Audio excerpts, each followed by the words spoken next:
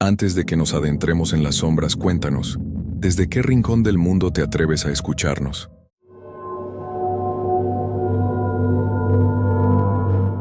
En la alcaldía Tlalpan, la vida te da de a puñetazos. Yo, Alejandro, lo sé bien.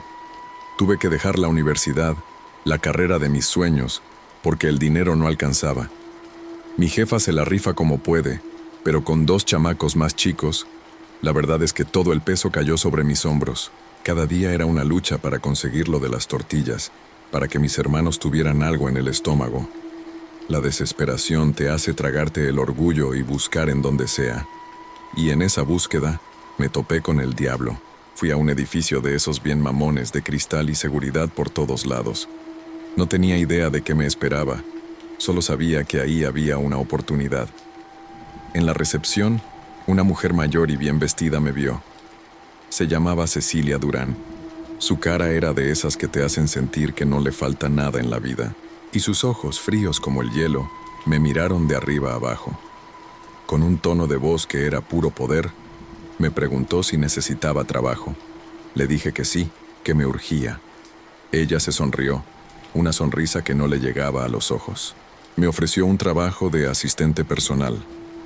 Yo de plano no sabía ni qué era eso, pero cuando me dijo el sueldo, casi me caigo de espaldas.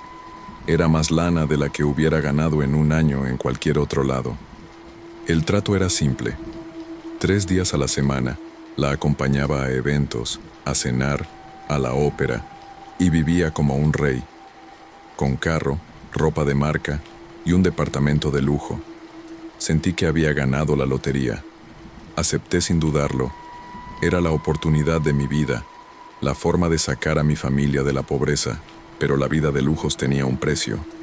Cecilia se obsesionó con mi salud. Me hacía ir a los mejores hospitales, con los mejores doctores. Me hacía exámenes de sangre, de orina, de todo. Y la cosa se sentía bien rara. Me decía que era para mi bienestar, para que me sintiera bien, para que tuviera una vida sana. Pero el doctor siempre me miraba con una cara de preocupación, y yo, por dentro, me moría de miedo. Pero el dinero me ataba, me obligaba a quedarme. Una noche, Cecilia me invitó a una cena bien elegante. La comida era de esas que te hacen sentir que eres parte de otro mundo. Y el vino me supo a gloria. Después de unas copas, me sentí mareado. Mi cabeza daba vueltas, y el mundo se me ponía de cabeza. Quise levantarme, pero mis piernas no me obedecían. Me sentí como si mi cuerpo no me perteneciera.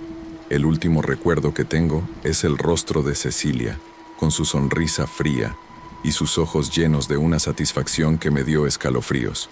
Y el mundo se me puso negro. Me desperté con un dolor que me partía el costado.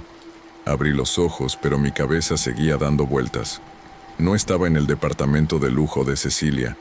Estaba en un cuarto blanco, con olor a medicina, y una luz que me lastimaba los ojos. Un cuarto de hospital. Me sentí bien sacado de onda. No sabía qué había pasado. Mi último recuerdo era la sonrisa fría de Cecilia, el vino, el mareo. Me quise levantar, pero el dolor me lo impidió. Era un dolor agudo, de esos que te dicen que algo está mal, muy mal. Me toqué el costado y sentí una gasa. La quité, con las manos temblando, y vi un parche bien grande, con puntos de sutura a los lados. En ese momento un escalofrío me recorrió la espalda. Algo me habían hecho, algo me habían quitado. Me puse la mano en el bolsillo del pantalón, un pantalón que no era mío, y sentí un papel. Lo saqué. Era una nota, con una letra elegante, de esas que solo ves en las novelas. Estaba escrito un mensaje. Lo leí, y mi corazón, que ya latía a 1000 por hora, se me salió del pecho. El papel decía: gracias por el trasplante de riñón, Alejandro. No intentes contactar a la policía. El dinero que te he dejado en la cuenta bancaria es más de lo que hubieras ganado en tu vida. Puedes vivir con él y dejarme en paz. No hay más nada para ti. El mundo se me vino encima. No era un sueño, no era una pesadilla. Era real. El dolor en mi costado, el parche, la nota, el dinero. El trabajo de asistente personal, la vida de lujos, los exámenes médicos rigurosos, todo era una farsa. Todo era un plan para quitarme un riñón. Y la forma en la que lo decía, con esa frialdad, con esa indiferencia, como si mi cuerpo, mi vida, mi alma, no fueran nada, como si solo fuera un objeto, un recipiente que podía ser usado y luego tirado a la basura. La nota de Cecilia me quemaba en las manos. El dinero en la cuenta bancaria, una cantidad que me hubiera sacado de la miseria, ahora se sentía como una maldición. Con el parche en el costado, salí del hospital y me metí a un taxi, sintiéndome como un animal herido, pero con el corazón lleno de una rabia que no conocía. No era un rescate, era una compra. Un riñón por una vida. En lugar de paz, el dinero me trajo terror. Me fui a un hotel de lujo, de esos que te hacen sentir que eres otra persona. Pero cada espejo en el lobby, cada ventana por la que me veía pasar, me devolvía la misma imagen, la de un muchacho con los ojos llenos de miedo. Tenía todo lo que una vez soñé: ropa cara, un techo seguro, comida. Pero no me sentía seguro. Me sentía expuesto, como si todos supieran que a mi cuerpo le faltaba una parte. Una tarde me atreví a llamar a mi jefa. Quería escuchar su voz, decirle que estaba bien, pero una parte de mí temblaba de miedo. No podía decirle lo que me pasó. No podía poner a mi familia en peligro. Y el silencio al otro lado del teléfono, ese silencio que me llenaba de angustia, me hizo dar cuenta de que ya no era Alejandro, el que luchaba por la vida. Era un fantasma, una sombra que vivía de las obras de una mujer que me había robado el alma. El horror, el verdadero horror, no era el acto, era el conocimiento de que el dolor de mi costado no me iba a dejar, de que el dinero en mi cuenta, en lugar de ser una bendición, era una cadena, de que el paraíso que me habían prometido era mi prisión. Y yo, por ser ingenuo, por ser pobre, me quedé con el dolor, con la soledad, con el miedo. Y ese es un castigo que dura para siempre.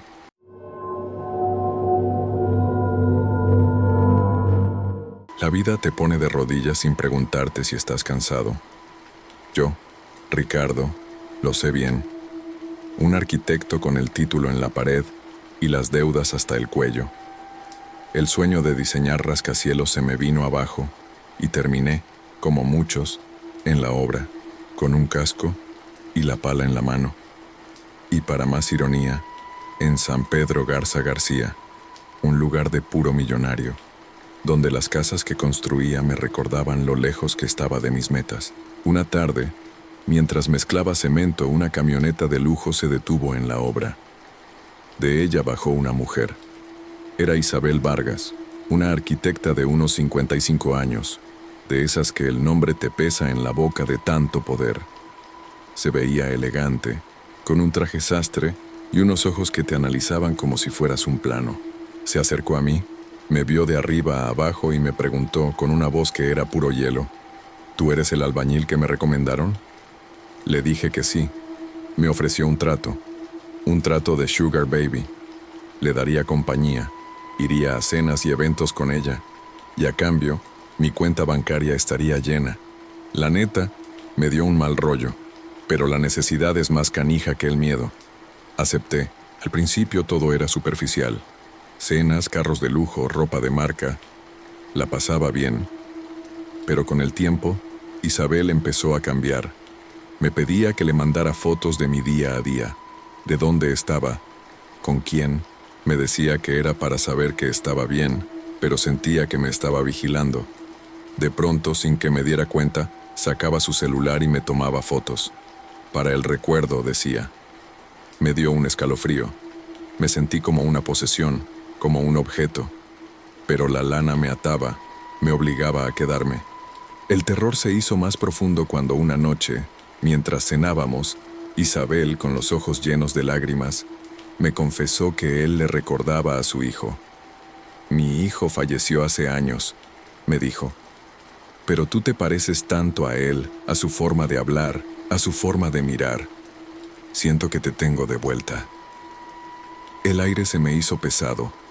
El plato que tenía enfrente se me hizo de plástico. Me prometió que nunca me abandonaría, que siempre estaría conmigo. Una noche, después de una semana de no verla, regresé a mi departamento. Abrí la puerta, con la esperanza de descansar, y la vi. Isabel estaba sentada en mi sillón, como si fuera su casa, con una taza de té en la mano. En su otra mano tenía una llave. Mi llave. El corazón se me salió del pecho. El terror me invadió por completo. Me sentí solo, vulnerable, y me di cuenta de la terrible verdad. Había roto el trato. Me había alejado de ella. Pero ella no se había alejado de mí. Me quedé helado. El aire se me fue de los pulmones. En mi sillón, en mi departamento, estaba Isabel con mi llave en la mano. «Isabel, ¿qué haces aquí? Sal de mi casa», le grité, con la voz temblando. Ella, con una sonrisa que no le llegaba a los ojos, se levantó despacio. «Mi amor, yo ya estoy en tu casa», me dijo. «Tengo mis formas de entrar a donde quiera, pero no te preocupes. Te dije que nunca te iba a abandonar». Mi corazón latía como un tambor. Le grité que se fuera, que el trato había terminado, que no la quería cerca. Isabel se acercó, me acarició la cara con sus manos frías y me miró directo a los ojos. Su voz era un susurro que me dio escalofríos. «Nadie puede escapar de mí, Ricardo. Te conozco mejor que tú mismo. Sé tus miedos, tus sueños, tus secretos. Sé que necesitas el dinero, que necesitas mi ayuda, y que sin mí volverás a ser el albañil que eras». La miré y la vi. Vi a un monstruo. Vi a una mujer que creía que la vida era un juego de ajedrez, y yo, su peón. La empujé con todas mis fuerzas y le grité que se fuera. Se rió, una risa que me taladró los oídos, y salió por la puerta. El terror se hizo más profundo cuando se fue. No era su presencia lo que me asustaba, era su ausencia. Me sentí solo, vulnerable, en medio de la oscuridad. Mi departamento, mi refugio, se había convertido en una trampa. Me sentí invadido, profanado, como si mi alma se hubiera ido. El olor de su perfume se había quedado en el aire, en mi sillón, en mi cama. La miré por la ventana. Su camioneta se iba, y yo me quedé solo, con mi miedo, con mi rabia, con mi soledad. Esa noche no pude dormir. Me quedé en el sillón con el corazón latiendo a 1000 por hora. Cada ruido, cada sombra, cada susurro me hizo saltar. Sentí su mirada en mi espalda, sentí su presencia, sentí que me vigilaba, que me seguía, que me conocía. El terror no era su amenaza, el terror era el conocimiento de que mi vida ya no me pertenecía, el conocimiento de que el pasado no se iba, de que el futuro no existía, de que el presente era una jaula.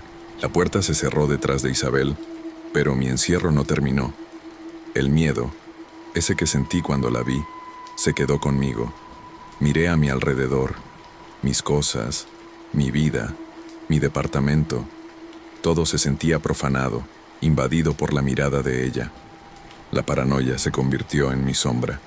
Ya no podía estar en mi departamento, no me sentía seguro. Mi hogar, que antes era un refugio, ahora era un nido de fantasmas. Sentía que cada objeto, cada mueble, era un ojo que me vigilaba, un oído que me escuchaba. El miedo me consumía, me quitaba el sueño, me quitaba el hambre. Sabía que no podía seguir así. Tenía que irme, tenía que desaparecer. Cambié mi número de teléfono, vendí mis cosas, dejé mi departamento. Me mudé a otra ciudad, a un lugar donde nadie me conociera. Encontré un trabajo, un departamento, y me sentí, por primera vez, libre. La foto venía con un mensaje de texto. «Hola, mi amor, te ves bien y te ves feliz. Pero no te preocupes, mi amor.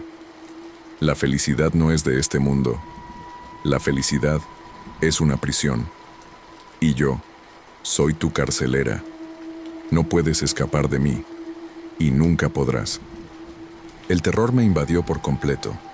me di cuenta de la terrible verdad. Isabel no me había robado mi alma, me había robado mi vida, me había robado mi libertad, me había robado mi identidad. Y el horror, el de a de veras, no era su presencia, sino su ausencia. El fantasma de Isabel, el fantasma de la ambición, el fantasma del pecado, me persiguió. Y yo me quedé solo, con mi miedo, con mi rabia, con mi soledad.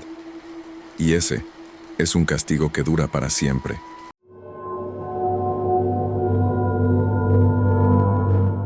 En mi universidad en la Ciudad de México, todos los días es un desfile de jóvenes que lo tienen todo.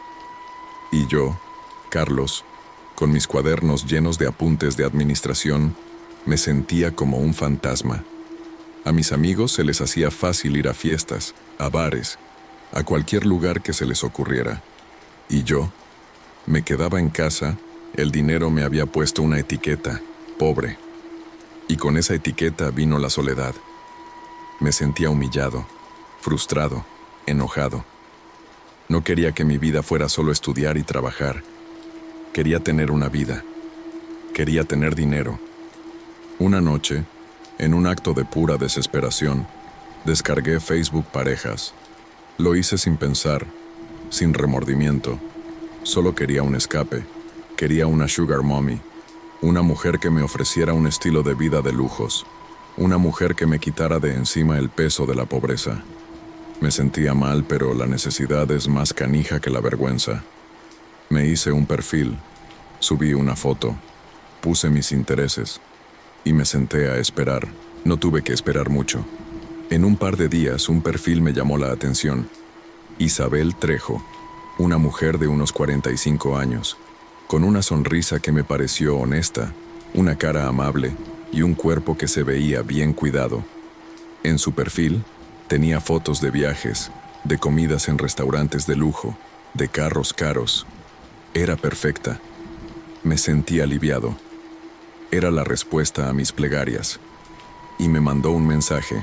La primera cita fue en un restaurante elegante, en una colonia de esas que te hacen sentir que eres parte de otro mundo. Isabel era encantadora, inteligente, con una voz que era puro poder. Me contó de su vida, de su trabajo, de sus viajes. Se rió de mis chistes. Me hizo sentir especial. Me hizo sentir vivo. Y el dinero era lo de menos. Me hizo un par de preguntas. Me pidió mi nombre completo, mi dirección, mi número de teléfono. Le di todo, sin dudarlo. Sentí que me había sacado la lotería. Era la oportunidad de mi vida, la forma de salir de la pobreza. Al final de la noche, cuando me llevó a mi casa, le dije que la había pasado muy bien. Ella, con una sonrisa que me llegó al alma, me dijo que la segunda cita sería más especial. Me propuso ir a su casa. Me dijo que quería mostrarme su vida, su mundo. Me sentí feliz. Me sentí aliviado. Me sentí como si hubiera encontrado a mi alma gemela. Y no lo dudé. Acepté, sin saber que acababa de aceptar una invitación al infierno. La segunda cita fue tal como me lo prometió. Me llevó a su casa, una residencia de esas que solo ves en películas, con un jardín impecable y una fachada que gritaba lujo. Isabel abrió la puerta con una sonrisa. El interior era igual de elegante, decorado con muebles caros y obras de arte. Por un momento me sentí en un sueño. Sentí que mi vida de pobreza, mi humillación, todo se había quedado atrás. Después de un rato de plática me invitó a bajar al sótano. Me dijo que quería mostrarme algo, una de sus pasiones. Me dio un mal presentimiento, pero lo ignoré. El dinero era demasiado bueno para dejarlo ir. El sótano era un mundo aparte. El lujo de arriba desaparecía y en su lugar había una oscuridad, un silencio que me dio escalofríos. Sentí el aire pesado, un olor a humedad que me dio náuseas. Ahí en una de las paredes había un closet, uno de esos que se usan para guardar la ropa. Me dio curiosidad. ¿Qué guardaba una mujer como ella en un closet en el sótano? Me acerqué, con la curiosidad más grande que mi miedo. Abrí la puerta, con las manos temblando, y lo vi, El closet estaba lleno de ropa, camisas, pantalones, tenis, zapatos, todo de hombre, todo de diferentes tallas, todo parecía nuevo, o casi. Me quedé helado, mi corazón latía a 1000 por hora. ¿Por qué una mujer como ella, que vivía sola, tenía un closet lleno de ropa de hombre? Sentí un terror que me invadió por completo. El olor a humedad se hizo más fuerte, el silencio se hizo más pesado, y el miedo, ese que me había invadido, se hizo más grande. Me di cuenta, con horror, de la terrible verdad. La ropa no era de un hombre, era de muchos hombres. Hombres que habían desaparecido, hombres que, como yo, habían caído en la trampa de la red social, hombres que habían aceptado una cita con Isabel Trejo, hombres que ya no existían. La cara de mis amigos se me vino a la mente, el de las deudas, el de la humillación, el de la desesperación. Todos, como yo, en ese momento, una libreta, y en un acto de pura desesperación, la tomé, la abrí en el suelo, mis manos me temblaban, y la abrí, y lo vi. Una lista de nombres, nombres de hombres, todos, como yo, con una letra elegante, de esas que solo ves en las novelas, estaba escrito un mensaje. La red social es mi trampa, el amor, mi anzuelo, el dinero, mi cebo, las almas, mi botín, y tú, Carlos, eres el siguiente, mi nombre. Mi nombre estaba ahí al final de la lista. En ese momento me di cuenta de la terrible verdad. Isabel no era una mujer, era un monstruo, un ser maligno que se alimentaba de almas. Y yo, me di cuenta, había caído en la trampa. Corrí como nunca antes en mi vida. Subí las escaleras del sótano con el corazón latiendo a 1000 por hora. Abrí la puerta, con la esperanza de que no me hubiera visto. Y lo vi. Isabel, con una sonrisa de esas que te hielan el alma, estaba parada en la puerta de la calle. Me sentí solo, vulnerable, en medio de la oscuridad. Mi vida, que antes era una lucha, se había convertido en un infierno. El horror no es el fantasma, sino el conocimiento. El conocimiento de que la maldad humana se esconde detrás de una fachada de bondad. El horror es saber que en el mundo, en la red social, en los callejones oscuros, hay gente que te roba el alma, que te quita lo que más quieres, y que no hay escape. El trauma me siguió, me cambió para siempre, y ese es un castigo que dura para siempre.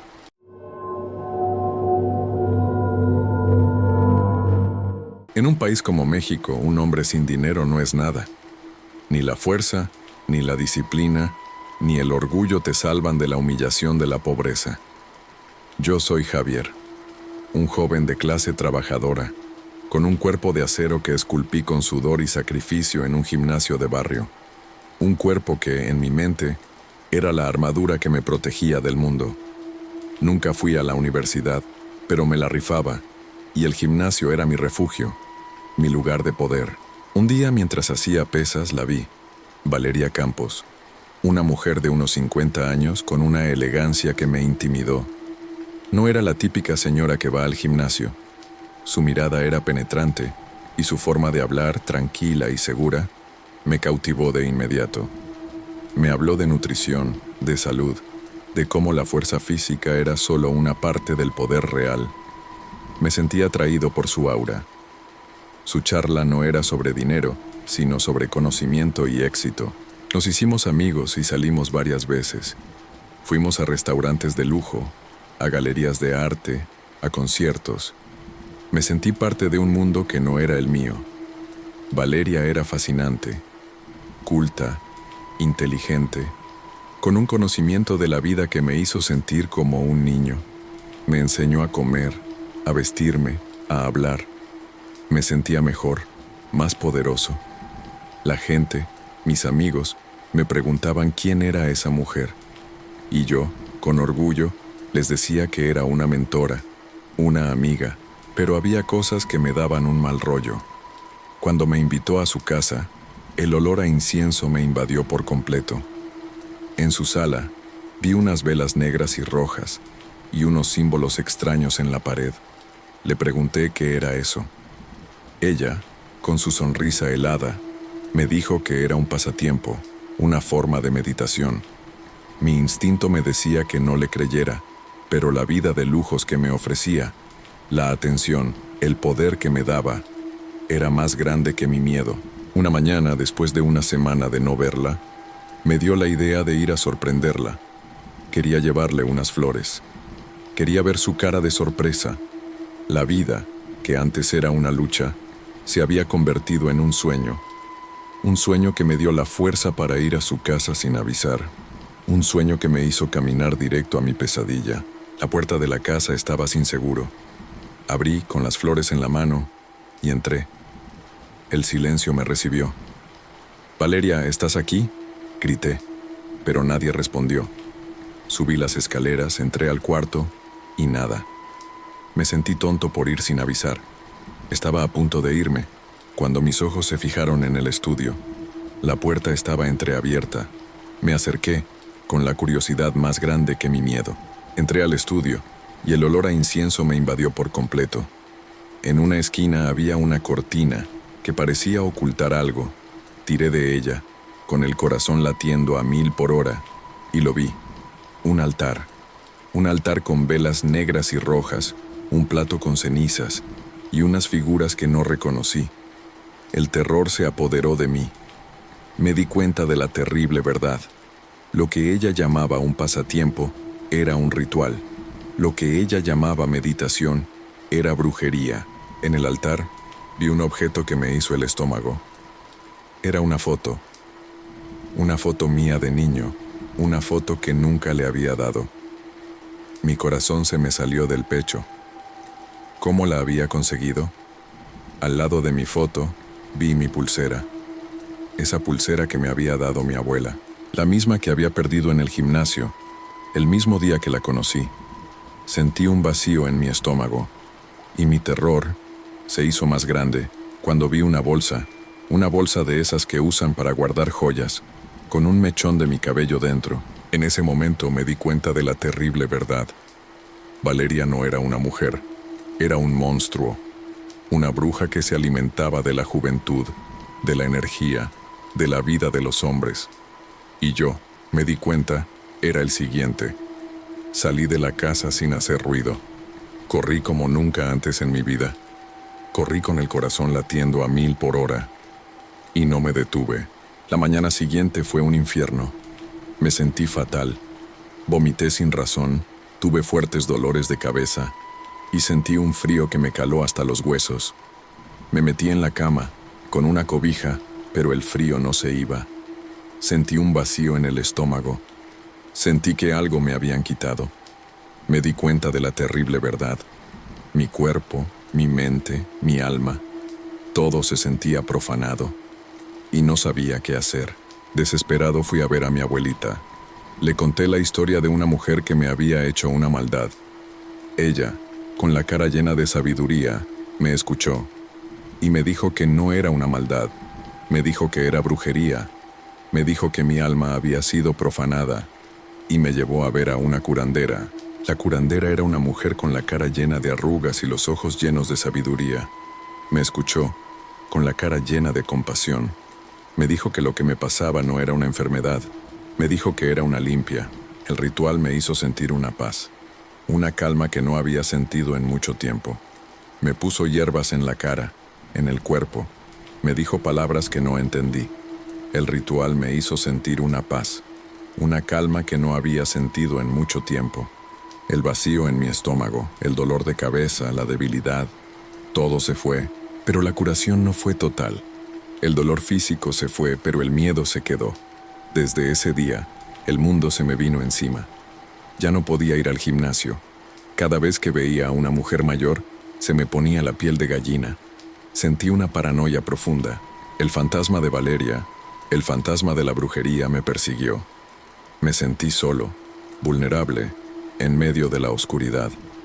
Mi vida, que antes era una lucha, se había convertido en un infierno. El horror es que Javier ha sido víctima de una traición profunda y que, a pesar de haber curado su cuerpo, su alma y su mente, quedaron fracturadas para siempre.